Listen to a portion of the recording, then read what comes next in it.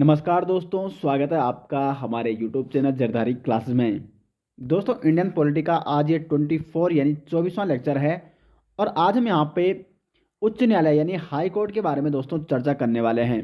दोस्तों, इससे पहले हम आपको इंडियन पॉलिटी में सुप्रीम कोर्ट के बारे में भी बता चुके हैं और उम्मीद करते हैं कि सुप्रीम कोर्ट में आपको कोई डाउट नहीं होना चाहिए। और यदि आपको सुप्रीम कोर्ट अच्छे से समझ में आ गया है तो हाई कोर्ट भी बड़ी आसानी से आपको समझ में आने वाला है। तो काफ़ी अच्छा इंटरेस्टिंग टॉपिक है दोस्तों, हाई कोर्ट यानी उच्च न्यायालय के बारे में आज हम पूरी डिटेल्स में और जो भी इसमें महत्वपूर्ण अनुच्छेद हैं 214 से लेकर 231 तक सभी महत्वपूर्ण अनुच्छेदों के बारे में दोस्तों हम यहाँ पे चर्चा करने वाले हैं। तो चलिए दोस्तों, आज का लेक्चर शुरू करते हैं। दोस्तों, जैसे मैं आपको पहले ही बता चुका हूँ कि भारत में जो न्यायालय व्यवस्था है वो है एकीकृत न्यायालय व्यवस्था, यानी इसमें सबसे ऊपर कौन है? सुप्रीम कोर्ट है। सुप्रीम इसलिए इसको कहा जाता है सुप्रीम, यानी ये सबसे ऊपर का कोर्ट है। सुप्रीम कोर्ट के अंडर में आता है हाई कोर्ट, यानी सुप्रीम कोर्ट के नीचे, और हाई कोर्ट के नीचे जो अधीनस्थ न्यायालय आते हैं जैसे डिस्ट्रिक्ट कोर्ट हो गया। ठीक है, तो भारत में सबसे ऊपर क्या है? सुप्रीम कोर्ट है, इसलिए भारत में क्या है? एकीकृत न्याय व्यवस्था है। तो सुप्रीम कोर्ट के बारे में हम आपको पहले ही बता चुके हैं और आज हम यहाँ पे चर्चा करने वाले हैं हाई कोर्ट के बारे में, यानी उच्च न्यायालय के बारे में। उच्च न्यायालय का जो संविधान में उल्लेख मिलता है अनुच्छेद 214 से लेकर 231 तक। अब देखो, अनुच्छेद 214 क्या कहता है? प्रत्येक राज्य के लिए एक उच्च न्यायालय होगा।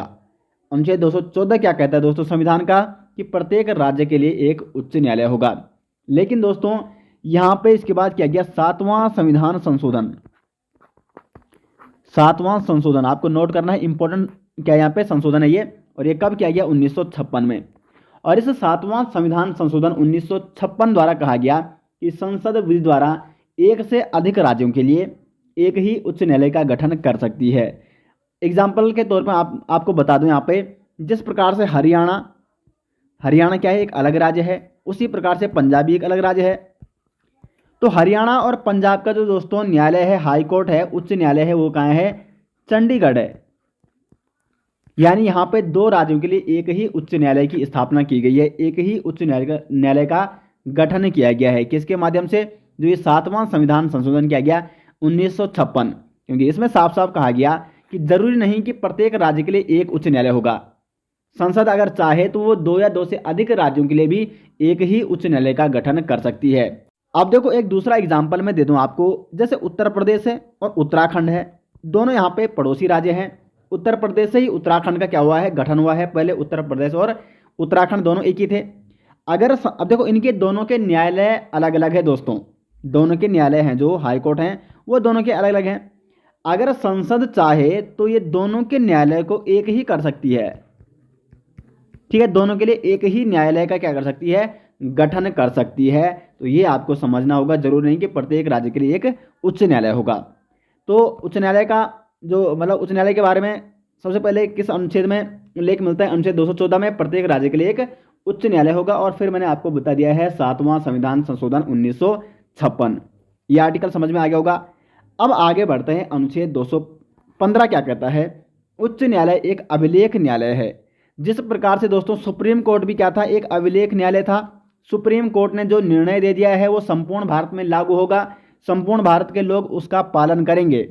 ठीक है, उसी प्रकार से दोस्तों उच्च न्यायालय यानी हाई कोर्ट, ठीक है, हाई कोर्ट क्या है? एक अभिलेख न्यायालय है। इस अभिलेख न्यायालय का मतलब क्या होता है? इसका मतलब है कि उच्च न्यायालय द्वारा दिया गया जो निर्णय है दोस्तों, वो मतलब एक साक्ष्य के रूप में उसको सुरक्षित रखा जा सकता है। एविडेंस के रूप में या साक्ष्य के रूप में उसको सुरक्षित रखा जा सकता है। और इस निर्णय को जो हाई कोर्ट के अंडर जो भी क्या आते हैं? अधीनस्थ न्यायालय आते हैं, जिस प्रकार से डिस्ट्रिक्ट कोर्ट इसके अधीनस्थ में आता है, उन सभी को हाई कोर्ट का निर्णय मानना ही होगा। साथ ही साथ उच्च न्यायालय की अगर अवमानना की जाती है तो हाई कोर्ट द्वारा उसको दंड दिया जाएगा। जो व्यक्ति हाई कोर्ट ने यदि कोई क्या निकाल दिया है? नियम निकाल दिया है, कोई कानून बना दिया है और हाई कोर्ट के डिसीजन को क्या करता है? उसकी अवमानना करता है, तो उसको दंड दिया जाएगा। तो यानी अभिलेख न्यायालय, यानी इन्होंने जो लिख दिया है, जो निर्णय ले लिया है, वो मानना ही पड़ेगा। इसलिए कहा जाता है कि उच्च न्यायालय क्या है? एक अभिलेख न्यायालय है। अनुच्छेद 215 में इसका प्रावधान है। अब बढ़ते हैं अनुच्छेद 216 की ओर। उच्च न्यायालय का गठन कैसे होगा? कौन कौन से इसमें कितने इसमें न्यायाधीश होंगे, कितने इसमें मुख्य न्यायाधीश होंगे? जिस प्रकार से सुप्रीम कोर्ट में मैंने आपको बताया था वहाँ पे क्या थे, वर्तमान की अगर बात की जाए तो टोटल वहाँ पे 34 न्यायाधीश हैं। सुप्रीम कोर्ट में कितने न्यायाधीश हैं दोस्तों 34 न्यायाधीश होंगे, जिसमें वर्तमान में एक तो मुख्य न्यायाधीश हैं और बाकी क्या हैं 33 अन्य न्यायाधीश हैं। तो इसी प्रकार से उच्च न्यायालय का गठन, इसका प्रावधान मिलता है अनुच्छेद 216 में। अब देखो जो 216 ये कहता है कि प्रत्येक उच्च न्यायालय में एक तो होगा मुख्य न्यायाधीश, एक मुख्य न्यायाधीश होगा और बाकी क्या होंगे, अन्य न्यायाधीश में होंगे। लेकिन दोस्तों जिस प्रकार से सुप्रीम कोर्ट में एक निश्चित संख्या होती है, निश्चित संख्या संविधान में दी गई है, वर्तमान में क्या है टोटल 34 है, जिसमें एक मुख्य न्यायाधीश है प्लस 33 क्या है अन्य न्यायाधीश हैं। तो इस प्रकार से दोस्तों हाई कोर्ट में न्यायाधीशों की संख्या के बारे में विशेष तौर पर संविधान में कुछ नहीं बताया गया है, संविधान में कुछ उल्लेखित नहीं है। सिर्फ यहाँ पे उच्च न्यायालय के गठन के बारे में इतना बताया गया है कि एक मुख्य न्यायाधीश होना जरूरी है, बाकी अन्य न्यायाधीश होने भी जरूरी है। लेकिन अन्य न्यायाधीशों की संख्या के बारे में दोस्तों संविधान में उल्लेखित नहीं किया गया है, ये आपको विशेष तौर पर क्या करना है, नोट करना है। देखो जहाँ डिफरेंस है हाई कोर्ट और सुप्रीम कोर्ट में वो मैं आपको बताऊंगा ताकि आपको समझने में यहाँ पे बड़ी आसानी हो। अब दोस्तों आता है यहाँ पे अनुच्छेद 217 और अनुच्छेद 217 में प्रावधान है न्यायाधीशों की नियुक्ति और योग्यता का।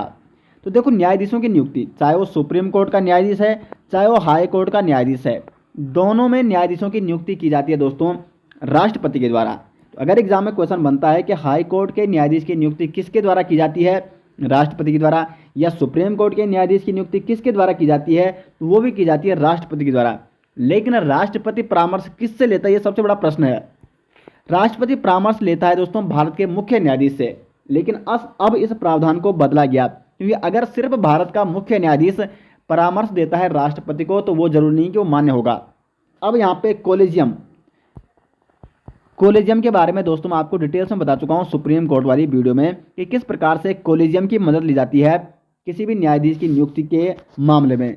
तो कोलेजियम में क्या होते हैं, टोटल इसमें 5 जज होते हैं, जिसमें एक तो होता है मुख्य न्यायाधीश, ठीक है, सुप्रीम कोर्ट में होती है कोलेजियम, इसमें सुप्रीम कोर्ट का एक मुख्य न्यायाधीश शामिल होता है और साथ ही साथ सुप्रीम कोर्ट के 4 वरिष्ठ न्यायाधीश होते हैं। तो कुल मिला के इन 5 की यहाँ पे क्या ली जाती है, परामर्श लिया जाता है, यानी इन 5 को हम कहते हैं कोलेजियम, और कोलेजियम से परामर्श लिया जाता है तब जाके राष्ट्रपति क्या करता है, किसी न्यायाधीश की नियुक्ति करता है। और कोलेजियम में सबसे मुख्य कौन है, मुख्य न्यायाधीश है, तो इसलिए ये भी कहा जाता है कि मुख्य न्यायाधीश की क्या ली जाती है यहाँ पे, मतलब परामर्श लिया जाता है। तो अगर ऑप्शन में कोलेजियम नहीं आता है तब आपको क्या करना है, मुख्य न्यायाधीश से परामर्श लिया जाता है। तो न्यायाधीशों की नियुक्ति किसके द्वारा की जाती है, राष्ट्रपति के द्वारा की जाती है। परामर्श किससे लिया जाता है, कोलेजियम से लिया जाता है, जिसमें एक मुख्य न्यायाधीश होता है सुप्रीम कोर्ट का, बाकी 4 अन्य वरिष्ठ न्यायाधीश होते हैं कोलेजियम में सुप्रीम कोर्ट के। अब योग्यता क्या होगी न्यायाधीश बनने के लिए, यानी अगर किसी को हाई कोर्ट का न्यायाधीश नियुक्त किया जाना है या न्यायाधीश बनना है तो उसकी योग्यता क्या है। तो सबसे पहली बात, भारत का नागरिक तो होना ही चाहिए, ये तो आप सभी जानते हैं। अगर भारत का नागरिक नहीं है तो वो हाई कोर्ट का न्यायाधीश नहीं बन सकता है, नंबर 1 बात। नंबर 2 है उसको न्यायिक कार्यों में 10 वर्ष का अनुभव हो, न्यायिक कार्यों में उसको 10 वर्ष का अनुभव होना चाहिए, और या तो अगर 10 वर्ष का अनुभव हो या तो वो क्या हो, हाई कोर्ट में उसने क्या किया हो, 10 वर्ष वो अधिवक्ता रहा हो, ठीक है। तो इसके लिए जो यहाँ पे योग्यता रखी गई है 10 वर्ष का उसको क्या होना चाहिए, अनुभव होना चाहिए न्यायिक कार्यों का, और 10 वर्ष तक वो अधिवक्ता रहा हो हाई कोर्ट में, तब जाके वो हाई कोर्ट का न्यायाधीश बनने की योग्यता रखता है। और तब राष्ट्रपति उसको क्या करता है, कोलेजियम की सिफारिश पर या परामर्श पर राष्ट्रपति उसको नियुक्त करता है। तो दोस्तों अनुच्छेद 214 से लेकर 217 तक आपको कोई डाउट होना नहीं चाहिए, अगर कोई डाउट है तो आप कमेंट बॉक्स में पूछ सकते हैं। अब दोस्तों अनुच्छेद 218 क्या कहता है, अनुच्छेद 218 में क्या प्रावधान है, देखो यहाँ पे उच्चतम न्यायालय से संबंधित कुछ उपबंधों का उच्च न्यायालय में लागू होना, यानी अनुच्छेद 218 कहता है कि कुछ उपबंध ऐसे हैं जो क्या हैं, उच्चतम न्यायालय यानी सुप्रीम कोर्ट पर भी लागू होते हैं, सेम इसी प्रकार से, ठीक इसी प्रकार से ये उपबंध हाई कोर्ट पर भी लागू होंगे। लेकिन वो कौन कौन से उपबंध है दोस्तों, देखो सुप्रीम कोर्ट के अनुच्छेद 124 के खंड 4 और 124 के खंड 5 में जो उपबंध दिए गए हैं वही उपबंध दोस्तों हाई कोर्ट पर भी लागू होंगे, ये कहा गया है, इसका प्रावधान मिलता है अनुच्छेद 218 में। अब क्या है सुप्रीम कोर्ट से संबंधित, ये उपबंध अनुच्छेद 124 के खंड 4 और अनुच्छेद 124 के खंड 5 में। देखो दोस्तों, इसमें ये उपबंध है, अनुच्छेद 124 का खंड 4 है, इसमें सुप्रीम कोर्ट को जो न्यायाधीश होता है उसको हटाने की प्रक्रिया है, हटाने की प्रक्रिया, ठीक है, हटाने की प्रक्रिया या हटाने का जो प्रस्ताव है। तो सुप्रीम कोर्ट का जब न्यायाधीश को हटाना है तो मतलब जो प्रस्ताव लाया जाता है वो कौन से सदन में लाया जाता है? किसी भी सदन में लाया जा सकता है, चाहे वो लोकसभा हो चाहे वो राज्यसभा हो। लेकिन लोकसभा में अगर प्रस्ताव लाना है न्यायाधीश को हटाने के लिए तो उसमें कितने सदस्य होने चाहिए? लोकसभा में होनी चाहिए 100 सदस्यों की सहमति, ठीक है, और राज्यसभा में 50 सदस्यों की जो सहमति है वो आवश्यक है। लोकसभा में प्रस्ताव को लाने के लिए 100 सदस्यों की सहमति होनी चाहिए। राज्यसभा में प्रस्ताव लाने के लिए 50 सदस्यों की सहमति होना जरूरी है। उसके बाद संसद के दोनों सदनों में, लोकसभा एंड राज्यसभा में विशेष बहुमत से पारित कराना होगा। उस हटाने जो न्यायाधीश के संबंध में हटाने के लिए प्रस्ताव पारित किया जाता है तो लोकसभा और राज्यसभा में दोनों में विशेष बहुमत से उसको पारित होना जरूरी है, तब जाके हम सुप्रीम कोर्ट के न्यायाधीश को हटा सकते हैं। तो ठीक इसी प्रकार अनुच्छेद 218 कहता है कि उच्चतम न्यायालय से संबंधित कुछ उपबंध, जैसे अनुच्छेद 124 का खंड 4 है, हटाने संबंधी प्रावधान है सुप्रीम कोर्ट के न्यायाधीश का, तो इसी प्रकार से हाई कोर्ट के न्यायाधीश को भी हटाया जा सकता है। हाई कोर्ट के न्यायाधीश को हटाने के लिए भी ठीक सुप्रीम कोर्ट के न्यायाधीश को हटाने की जो प्रोसेस है वही अपनाई जाती है। लोकसभा या राज्यसभा में किसी एक सदन में प्रस्ताव लाया जाता है, उसके बाद जो पीठासीन अधिकारी होता है वो 3 सदस्यीय समिति का गठन करता है। इस 3 सदस्यीय समिति में दोस्तों एक होता है भारत का मुख्य न्यायाधीश यानी चीफ जस्टिस ऑफ इंडिया, दूसरा होता है हाई कोर्ट का चीफ जस्टिस यानी हाई कोर्ट का मुख्य न्यायाधीश यदि हाई कोर्ट के न्यायाधीश को हटाना है, और तीसरा होता है प्रख्यात विधिवेता होता है एक। तो ये 3 सदस्यीय समिति का गठन करता है पीठासीन अधिकारी। किसका पीठासीन अधिकारी? यदि लोकसभा में विधेयक लाया गया है, हटाने संबंधी प्रस्ताव लाया गया है तो लोकसभा का पीठासीन अधिकारी यानी लोकसभा अध्यक्ष। यदि राज्यसभा में लाया गया है प्रस्ताव तो राज्यसभा का पीठासीन अधिकारी यानी राज्यसभा का सभापति। अगर यहाँ से उस समिति ने जांच कर ली, बिल्कुल जांच सही पाई गई कि उसको हटाना ही चाहिए, तो फिर संसद के दोनों सदनों से विशेष बहुमत से पारित कराना होगा और तब जाके हाई कोर्ट के न्यायाधीश को हटाया जा सकता है। तो सेम वही प्रोसेस प्रयोग की जाएगी जिस प्रकार से सुप्रीम कोर्ट के न्यायाधीश को हटाया जाता है। अनुच्छेद 218 में इसका प्रावधान दिया गया है। उसके बाद आता है अनुच्छेद 219, इसमें शपथ दी गई है। अब शपथ कौन दिलाता है हाई कोर्ट के न्यायाधीश को? तो जो दोस्तों हाई कोर्ट का न्यायाधीश होता है या मुख्य न्यायाधीश होता है उसको शपथ वहाँ का राज्यपाल दिलाता है, संबंधित राज्य का राज्यपाल। यानी जिस राज्य का क्या होगा, जिस राज्य के उच्च न्यायालय का कोई न्यायाधीश बनता है या मुख्य न्यायाधीश बनता है तो उस राज्य का जो राज्यपाल होता है वही उसे दोस्तों क्या दिलाता है? शपथ दिलाता है, प्रतिज्ञान दिलाता है। ये आपको विशेष तौर पर नोट करना है, ठीक है। देखो, नियुक्ति हमेशा राष्ट्रपति करता है लेकिन शपथ कौन दिलाता है? संबंधित राज्य का राज्यपाल। अनुच्छेद 220 की ओर बढ़ते हैं दोस्तों। स्थायी न्यायाधीश रहने के पश्चात विधि पर निर्बंधन।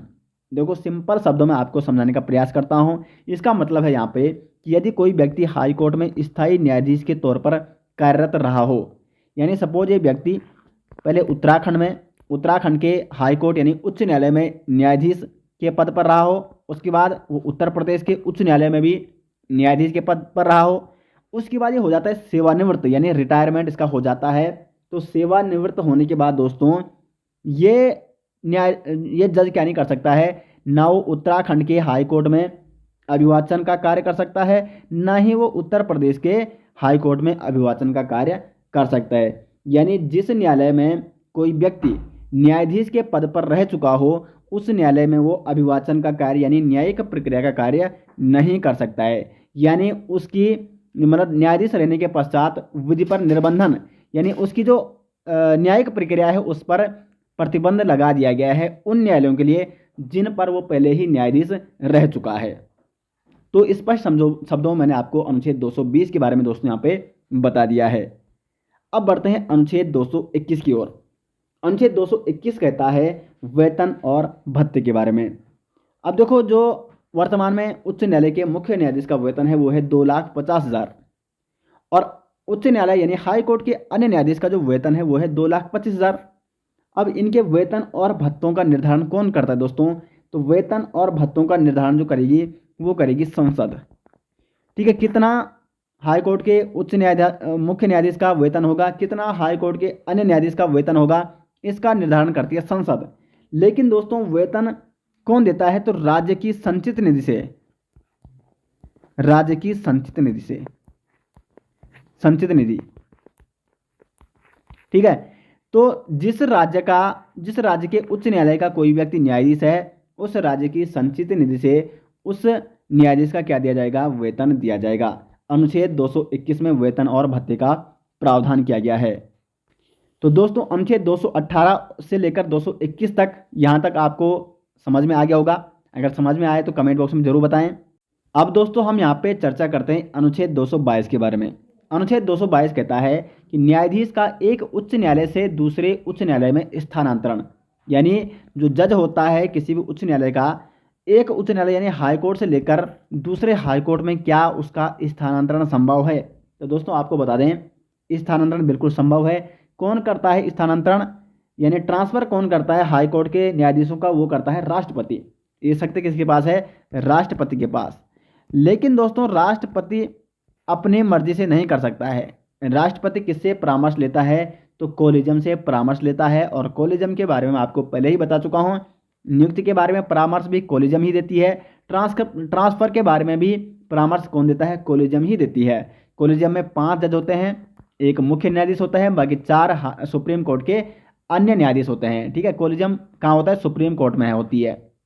तो सुप्रीम कोर्ट से ही कुल मिला के सुप्रीम कोर्ट में जो कोलिजियम है उससे ही परामर्श लेता है राष्ट्रपति। और उसके बाद एक हाई कोर्ट से दूसरे हाई कोर्ट में न्यायाधीशों का क्या किया जाता है? स्थानांतरण किया जाता है, ट्रांसफर किया जाता है।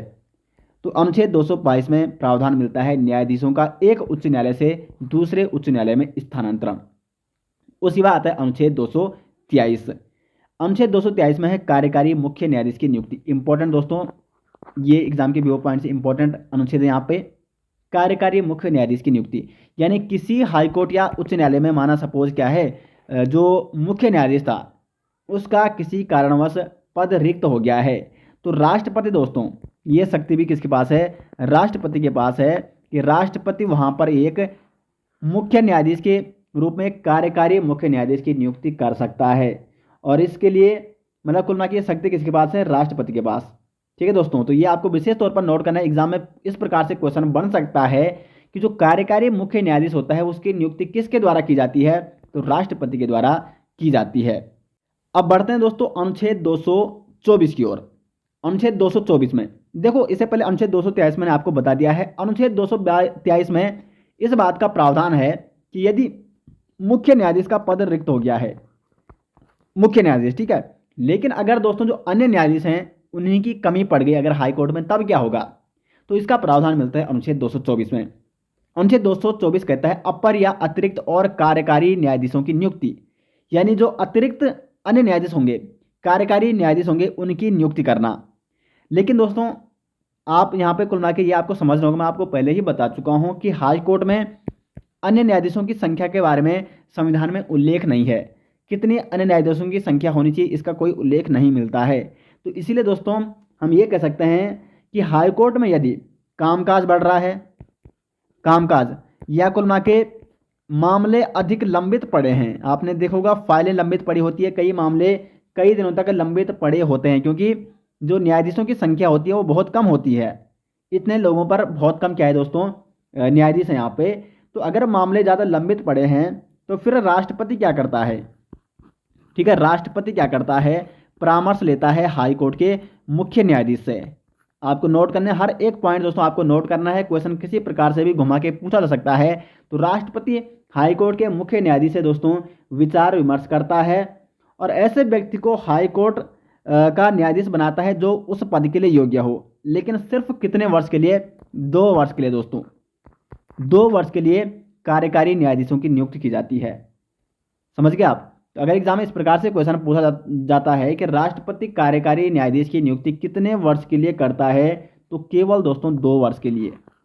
और कब करता है? जब हाई कोर्ट में मामले लंबित पड़े हों या हाई कोर्ट पर भार ज़्यादा पड़ गया हो, कामकाज का भार ज़्यादा पड़ गया हो, तो इसलिए राष्ट्रपति हाईकोर्ट के मुख्य न्यायाधीश से परामर्श करके 2 वर्ष के लिए दोस्तों कार्यकारी न्यायाधीशों की नियुक्ति करता है। तो एक तो मुख्य न्यायाधीश की जो कार्यकारी मुख्य न्यायाधीश होता है इसकी नियुक्ति भी राष्ट्रपति करता है, जबकि जो अतिरिक्त या कार्यकारी न्यायाधीश होते हैं अन्य न्यायाधीश, ठीक है, इनकी नियुक्ति भी राष्ट्रपति करता है। लेकिन दोस्तों जो सेवानिवृत्त न्यायाधीश होते हैं इनकी नियुक्ति कौन करता है? तो इनकी नियुक्ति करता है दोस्तों हाई कोर्ट का मुख्य न्यायाधीश, chief justice of high court, मुख्य न्यायाधीश। अब इनकी नियुक्ति क्यों की जाती है? कई बार क्या होता है दोस्तों, कार्यकारी न्यायाधीश सपोज नहीं मिल पा रहे हैं, तो अनुच्छेद 224 के खंड का में इस बात का उल्लेख है कि उच्च न्यायालय के मुख्य न्यायाधीश उच्च न्यायालय या जो अन्य न्यायालय में, ठीक है, उसी हाई कोर्ट में या अन्य हाई कोर्ट के जो सेवानिवृत्त न्यायाधीश हैं उनको अस्थायी अवधि के लिए क्या कर सकता है, बतौर कार्यकारी न्यायाधीश नियुक्त कर सकता है। तो कुल मिला के अगर बिल्कुल मतलब किसी नए न्यायाधीश को कार्यकारी न्यायाधीश के रूप में नियुक्त करना है तो वो तो राष्ट्रपति करेगा, लेकिन अगर सेवानिवृत्त न्यायाधीश को कार्यकारी न्यायाधीश के रूप में नियुक्त करना है तो वो कौन करता है? हाई कोर्ट का मुख्य न्यायाधीश, chief justice of high court. ये विशेष तौर पर आपको नोट करना है। अब आगे बढ़ते हैं दोस्तों, और अनुच्छेद 225 क्या कहता है, इसमें क्या प्रावधान है? तो उच्च न्यायालय की अधिकारिता, यानी कुछ ऐसे मामले होते हैं दोस्तों जिनमें आप डायरेक्ट हाई कोर्ट यानी उच्च न्यायालय जा सकते हैं। सुप्रीम कोर्ट में जब हमने आपको बताया था वहाँ पे सुप्रीम कोर्ट की अधिकारिता के बारे में बताया था, 2 राज्यों के बीच विवाद की स्थिति उत्पन्न हो जाए, केंद्र और राज्य के बीच विवाद की स्थिति उत्पन्न हो जाए तो आप डायरेक्ट सुप्रीम कोर्ट जा सकते हैं। तो इसी प्रकार से हाई कोर्ट के संबंध में हाई कोर्ट की कुछ विशेष अधिकारिता यहाँ पे दी गई है अनुच्छेद 225 में।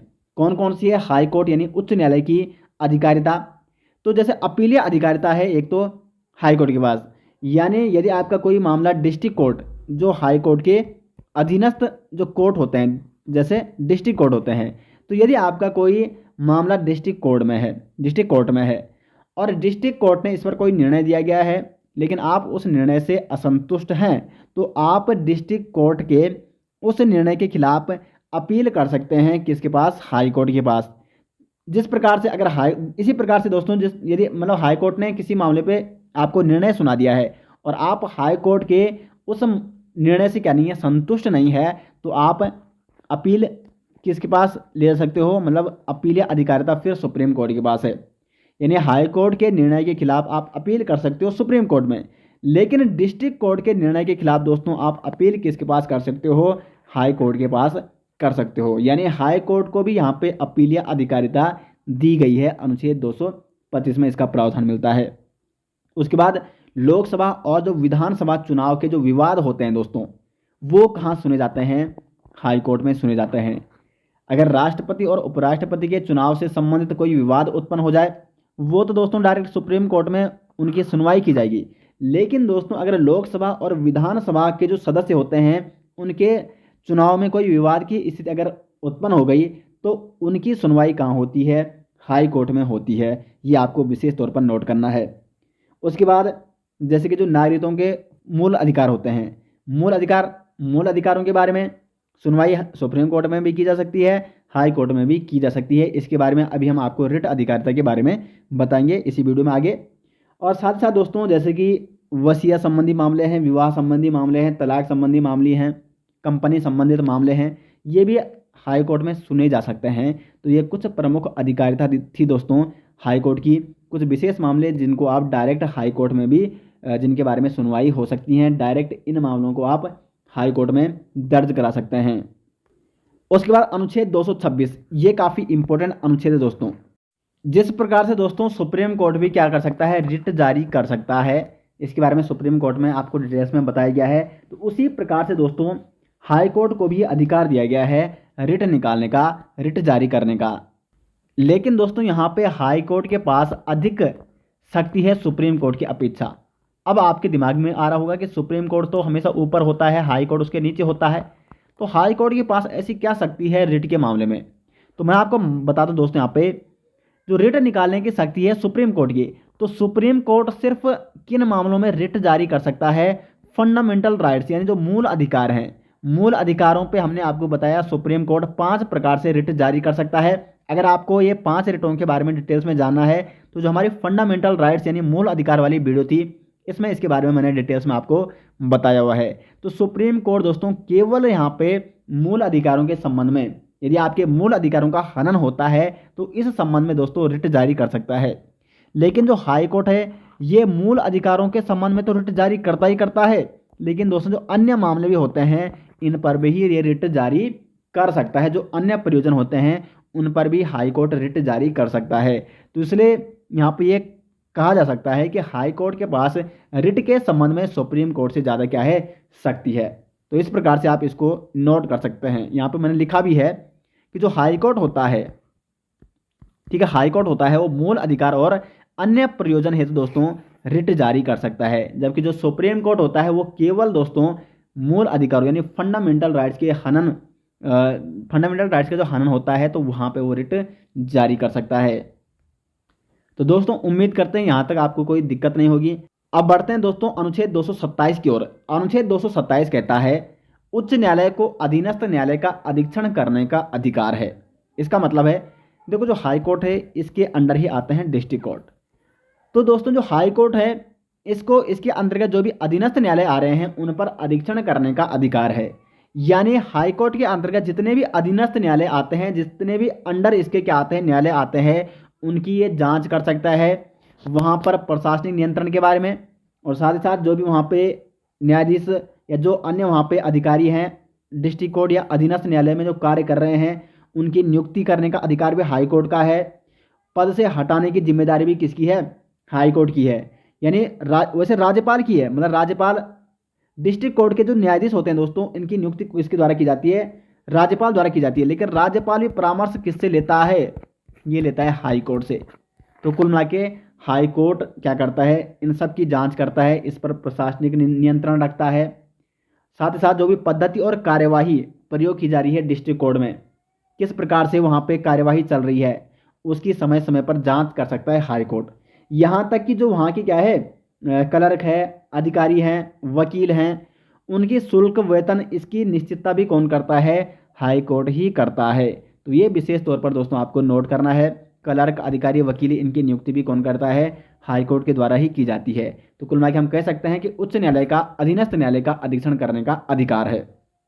यानी हाई कोर्ट समय समय पर जो इसके अंतर्गत अधीनस्थ न्यायालय आते हैं उनकी जांच कर सकता है, उनका अधीक्षण करने का अधिकार है हाई कोर्ट का। ये कहते हैं अनुच्छेद 227। अब बढ़ते हैं आगे और अनुच्छेद 228 की ओर। अनुच्छेद 228 कहता है अधीनस्थ न्यायालय में चल रहे मामले को अपने पास मंगाना। यानी हाई कोर्ट के जो अधीनस्थ आते हैं न्यायालय, जिस प्रकार से डिस्ट्रिक्ट कोर्ट आता है, तो डिस्ट्रिक्ट कोर्ट में यदि कोई मामला चल रहा है तो उसको हाई कोर्ट अपने पास दोस्तों बुला सकता है और उस मामले पर यह सुनवाई कर सकता है। तो अधीनस्थ न्यायालय में चल रहे मामले को अपने पास मंगाने का अधिकार है हाई कोर्ट का। किस अनुच्छेद में यह प्रावधान दिया गया है, अनुच्छेद 228 में। उसके बाद आते हैं अनुच्छेद 229। अनुच्छेद 229 कहता है उच्च न्यायालय के अधिकारी, सेवक और व्यय। तो जो उच्च न्यायालय यानी हाई कोर्ट के जो अधिकारी और सेवक होते हैं इनकी नियुक्ति भी किसके द्वारा की जाती है, हाई कोर्ट के चीफ जस्टिस द्वारा यानी मुख्य न्यायाधीश द्वारा। और साथ ही साथ इनका जो वेतन होता है, इनका जो ये अधिकारी और सेवक हैं उच्च न्यायालय में, इनका वेतन भी दोस्तों राज्य की संचित निधि पर भारित होता है। राज्य की संचित निधि से इनका वेतन दिया जाता है। अनुच्छेद 229 में इसका प्रावधान दिया गया है, अनुच्छेद 229 में इसका प्रावधान किया गया है। अब दोस्तों अनुच्छेद 230 क्या कहता है, अनुच्छेद 230 कहता है कि उच्च न्यायालय की अधिकारिता का संघ राज्य क्षेत्र में विस्तार। संघ राज्य क्षेत्र यानी यूनियन टेरिटरी, आप कह सकते हैं कि जो केंद्र शासित प्रदेश होते हैं, केंद्र शासित प्रदेश यानी संघ राज्य क्षेत्र। तो संसद को अधिकार है दोस्तों कि सपोज कोई जो संघ राज्य क्षेत्र यानी केंद्र शासित प्रदेश है, इसके निकटतम कोई क्या है, किसी राज्य का उच्च न्यायालय है, हाई कोर्ट है किसी राज्य का, क्योंकि हाई कोर्ट किसका होता है, राज्य का ही होगा। तो ये राज्य यहाँ पे केंद्र शासित प्रदेश है और ये यहाँ पे हाई कोर्ट है। तो इस हाई कोर्ट के अगर इस राज्य क्षेत्र में ये केंद्र शासित प्रदेश आ रहा है तो संसद क्या कर सकता है, यहाँ पे विल द्वारा किसी संघ राज्य क्षेत्र पर किसी उच्च न्यायालय की अधिकारिता का विस्तार कर सकता है, अभी विस्तार कर दिया, या विस्तार का अपवर्जन कर सकता है। कुल मिला के सिंपल से शब्दों में अगर आपको समझाऊं, संसद यदि चाहिए तो संसद यदि चाहे तो इस हाई कोर्ट की क्या कर सकते हैं यहाँ पे, इस हाई कोर्ट के अंतर्गत ही इस केंद्र शासित प्रदेश को समाहित कर सकता है। यानी इसके जो मामले की सुनवाई होगी ये किसके कार्य क्षेत्र के अंतर्गत आ जाएंगे, इसी हाई कोर्ट के कार्य क्षेत्र के अंतर्गत। या संसद यदि चाहे तो इस हाई कोर्ट के अंतर्गत जो क्या आ रहा है, संघ राज्य क्षेत्र आ रहा है, उसे क्या कर सकता है, उसे अपवर्जन कर सकेगा, इस हाई कोर्ट के बाहर उसको रख सकता है। तो ये सारी मतलब कुल मिला के ये सारी प्रोसेस, ये सारी शक्तियां किसके पास निहित हैं, संसद के पास निहित हैं। उसके बाद अनुच्छेद 231 अंतिम अनुच्छेद है यहाँ पे उच्च न्यायालय का। दो या दो से अधिक राज्यों के लिए एक ही उच्च न्यायालय की स्थापना। जैसे मैं आपको पहले ही बता चुका हूँ, जो संविधान संशोधन हुआ तो उसमें साफ साफ कहा गया है, 7वां संविधान संशोधन 1956 संशोधन 1956, इसमें साफ साफ कहा गया है कि जरूरी नहीं है कि प्रत्येक राज्य के लिए क्या होगा, एक उच्च न्यायालय होगा, बल्कि ऐसा भी हो सकता है कि दो या दो से अधिक राज्यों के लिए एक ही उच्च न्यायालय होगा। जिस प्रकार से पंजाब और क्या है हरियाणा, ये दो अलग अलग राज्य हैं लेकिन इनका उच्च न्यायालय दोस्तों एक ही है और वो कहाँ है, चंडीगढ़ में है। तो दो या दो से अधिक राज्यों के लिए एक उच्च न्यायालय यानी हाई कोर्ट हो सकता है। अनुच्छेद 231 में इसका प्रावधान किया गया है और 7वां संविधान संशोधन 1956 में इसे जोड़ा गया है। तो दोस्तों इसी के साथ हमारा यहाँ पे हाई कोर्ट यानी उच्च न्यायालय भी समाप्त हो जाता है और उच्च न्यायालय से संबंधित जो भी प्रमुख अनुच्छेद थे वो डिटेल्स में मैंने आपको यहाँ पे बता दिए हैं। प्रत्येक अनुच्छेद को यहाँ पे मैंने डिटेल्स में एक्सप्लेन किया है। साथ साथ हाई कोर्ट की जो शक्तियाँ हैं प्रमुख और हाई कोर्ट के बारे में जो भी अन्य महत्वपूर्ण इंपॉर्टेंट फैक्ट्स थे एग्जाम की व्यू पॉइंट से, सारे हमने इस वीडियो में कवर किए। तो उम्मीद करते हैं दोस्तों आपको यहाँ पे वीडियो पसंद आई, और अगर आपको वीडियो पसंद आती है तो कमेंट बॉक्स में अपनी राय दोस्तों ज़रूर दें और वीडियो को लाइक और शेयर ज़रूर करें। मिलते हैं दोस्तों नेक्स्ट के साथ, तब तक के लिए धन्यवाद।